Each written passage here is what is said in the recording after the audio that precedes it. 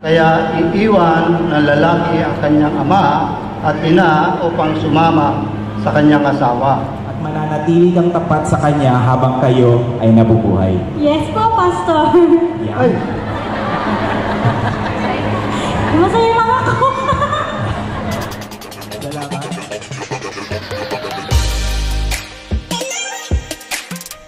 Hi guys! We're vlogging for today's debut. Punta tayo kasal.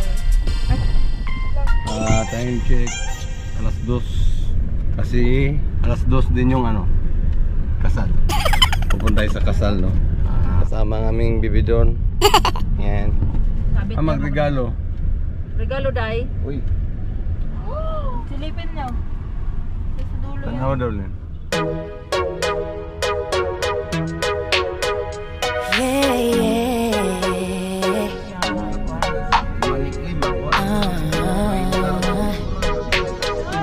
Balik ka dire.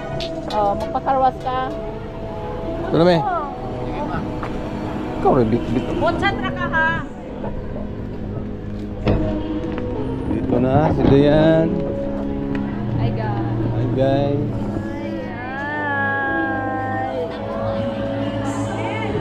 Wala pa si Ate Gina? Ang ganda naman yan. Ayan o, si Gina.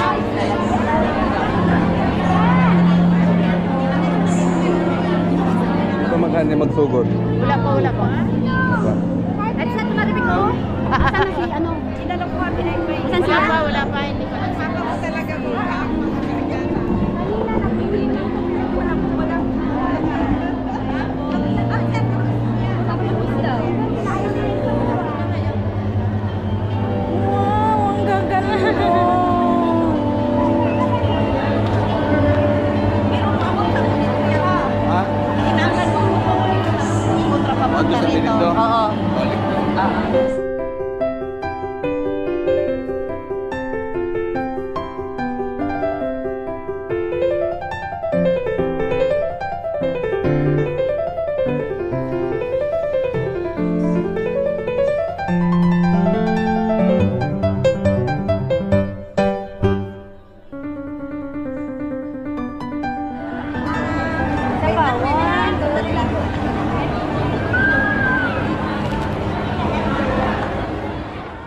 Wow, congratulations sa inyo. Sana si Lilit? Kita mo si Lilit? Hi, congratulations sa inyo. Ang buntis. Ito po.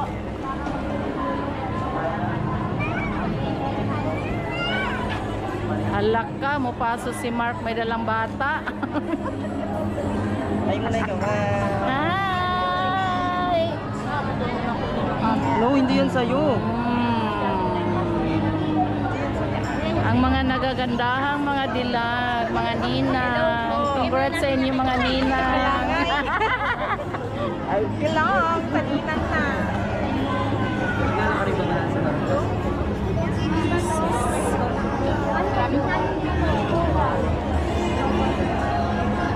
Congrats sa inyo mga ninang. Hi! Bali ikaw may magkakatod ni Regine. Ikaw, nanay. May nanay, Jud niya. Isa mag-away, Jud may permente. Uli, Jud siya ako. Nanay, now, away later. Aray. Isa mag-away, Jud may. Wagay, biyay. Ay, ninang. Ang mga nagagandahang mga ninang. Congratulations sa inyo. Ay, magaling na. Magaling na yun.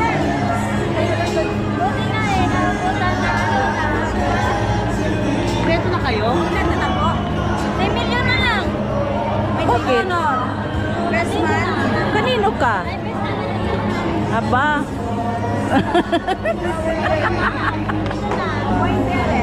Sa susunod, ikaw naman ha. Line up ka. Andyan na naman yung ating kusinira. Bako ako dito sa kusinira, no? Diba ito yung magaling ko di maman? Pila naman na yung kanan doha. Sa pagkalahatan, kaya. to. Ang mga masasarap na mga pagkain. Kapila sa akin. Hi! Ang mga ano. Nagkakaway na na ano. Ay! Hi, Giana. Uy, si Apple. Si Apple, wala? Oo, naging natulako ng mga Dami, dilim. Sige, tamat ko.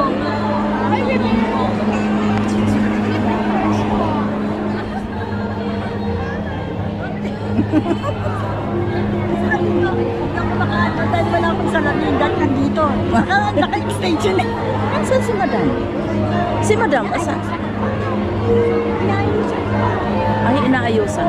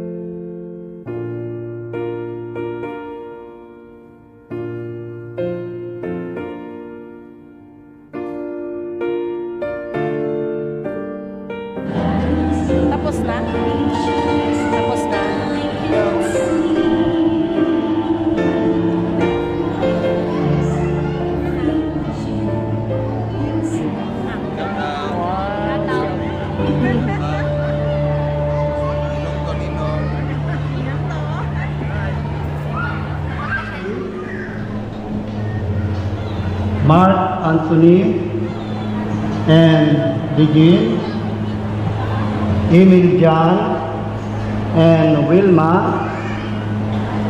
Rodel and Giselle, Jomar and Rose Ann, Rolando and Marilo, at Giovanni and Alma, sa pamagitan ng isang banal at kristyanong kasalan. Ang tipan ng pag-aasawa ay tinakda at itinatag ng Diyos na siyang lumikha sa atin na lalaki at babae. Ang kasalan ay isang banal na seremonyas. Kaya tayo po ay magbibigay galang sa pagtitipong ito dahil sa ang presensya ng Diyos ay naririto. Tawagan natin si Pastor Glenn para sa opening prayer. Inaanyayahan ko po ang lahat na tumayo at tayo po ay yumuko at kumikit pansamantala para po sa ating panalangin. Tayo po'y manalangin. Panginoon, nagkatipon po kami ngayong oras na ito upang ipagpasalamat po namin at ipagdiwang ang kaloob mo pong pagmamahal at sa presensya mo sa aming kalagitnaan. Kami po ay nagagalak sa bawat magkakabiyak na pinili mo at itinalaga ang kanilang sarili at buhay sa isang pagmamahalang iyo pong babasbasan sa oras na ito. Pinupuri po namin kayo, Panginoon, sa iyong pagkilos at sa kanilang pagmamahalan. Patuloy mo pong pag-ibayuhin ang pag-ibig nila sa bawat isa. Pagyamanin mo ang aming mga buhay ng iyong pagmamahal upang kami man po ay patuloy ding magmahal. Bigyan mo po kami ng kagalakan sa oras na ito sa pangalan ni Jesus. Amen. Amen. Maaari na pong umupo ang lahat. Sa pong ito ay nakikiselebrate po kami dahil kayo po ang nagtaguyod sa ating bride and sa ating groom. Makakaupo na po ang ating. Thank you. So tuloy po tayo. At ngayon naman po ay tunghayan po natin ang biblical perspective of marriage. Doon po sa binasa kanina na Genesis chapter 2 verse 24 up to 25. Ito ang dahilan kaya iiwan ng lalaki ang kanyang ama at ina upang sumama sa kanyang asawa, sapagkat sila'y nagiging isa. Kapwa sila hubad, kayo naman hindi sila nahihiya. So marriage is the idea of God and designed by Him, and no human being invented marriage. Hindi po ito inimbento ng tao, kundi ang Diyos mismo ang umimbento nito. At nangangakong gagampanan mo ang lahat ng mga tungkulin bilang kanyang asawa. Igagalang siya, pakamamahalin at kayo ay magsasama sa hirap at ginhawa habang kayo ay nabubuhay. Opo, Pastor. Thank you. Cindy, tinatanggap mo ba si Paul John upang iyong maging legal na asawa at nangangakong pakamamahalin mo siya at ikaw ay kanyang kaagapay, makakatulong sa hirap man o sa ligaya at mananatili kang matapat sa kanya habang kayo ay nabubuhay? Opo, Pastor. Thank you. Mark Anthony and Regine, silang dalawa naman po. Mark Anthony, tinatanggap mo ba si Regine upang iyong magiging legal na asawa at nangangakong gagampanan mo ang lahat ng mga tungkulin bilang kanyang asawa, igagalang siya, pakamamahalin at kayo ay magsasama sa hirap at ginhawa ng buhay habang kayo ay nabubuhay? Opo, Pastor. Thank you. Regine, tinatanggap mo ba si Mark Anthony upang iyong maging legal na asawa at nangangako pakamamahalin mo siya at ikaw ay kanyang kaagapay, makakatulong sa hirap man o sa ligaya at mananatili kang matapat sa kanya habang kayo ay nabubuhay? Opo, Pastor. Thank you. Dito naman po tayo kay Emil at kay Wilma. Emil, tinatanggap mo ba si Wilma upang iyong maging legal na asawa at nangangakong gagampanan mo ang lahat ng mga tungkulin bilang kanyang asawa, igagalang siya, pakamamahalin, at kayo ay magsasama sa hirap at ginhawa habang kayo ay nabubuhay? Opo, Pastor.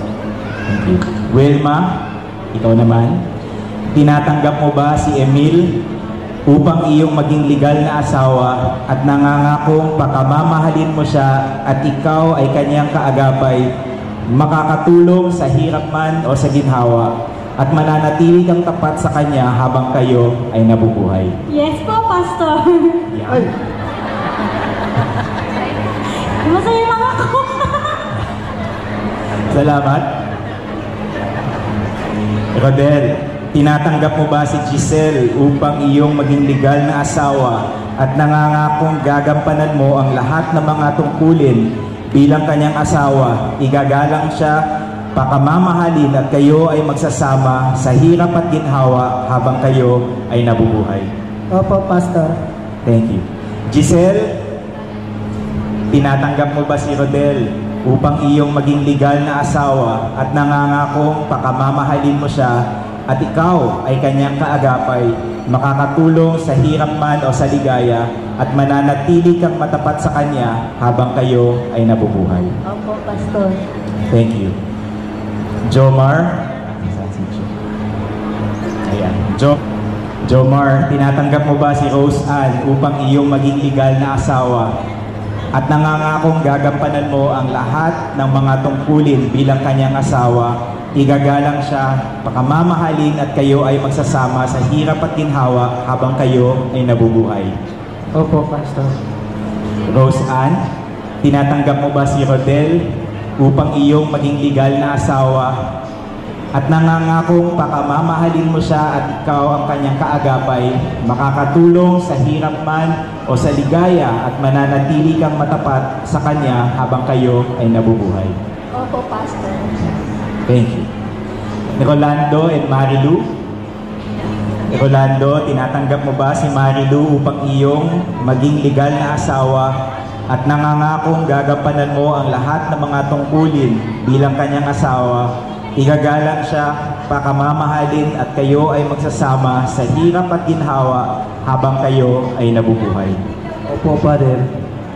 Marilu, tinatanggap mo ba si Rolando upang iyong maging legal na asawa at nangangakong pakamamahalin mo siya at ikaw ay kanyang kaagapay, makakatulong sa hirap man o sa ligaya, at mananatili kang matapat sa kanya habang kayo ay nabubuhay?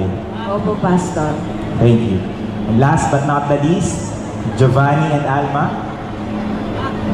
Giovanni, tinatanggap mo ba si Alma upang iyong maging legal na asawa at nangangakong gagampanan mo ang lahat ng mga tungkulin bilang kanyang asawa, igagalang siya, pakamamahalin, at kayo ay magsasama sa hirap at ginhawa habang kayo ay nabubuhay? Opo, Pastor. Thank you. Alma, tinatanggap mo ba si Giovanni upang iyong maging legal na asawa at nangangakong pakamamahalin mo siya at ikaw ay kanyang kaagapay, makakatulong sa hirap man o sa ligaya, at mananatili kang matapat sa kanya habang kayo ay nabubuhay? Opo, Pastor. Maraming salamat po. Ayan. At this point, ang bawat isa po na ating ikinakasal ay magbibigay ng kanilang mga personal vows. Simulan natin paatras naman. Pag ganun. Ayan. Okay. So, hihilingan ko ang bride and groom na humarap sa isa't isa. Ayan. So, gagawin po natin to one at a time at maririnig po natin yung kanilang vows to each other. Pakibigay lang po yung mic. Siyempre, mauuna po ang kalalakihan. Maghawak kayo ng kamay, magharap kayo. Ayan. Pakisabi lang po ng malinaw at para marinig po ng lahat ng naririto ang inyong vows na pinaghandaan. Dito na po.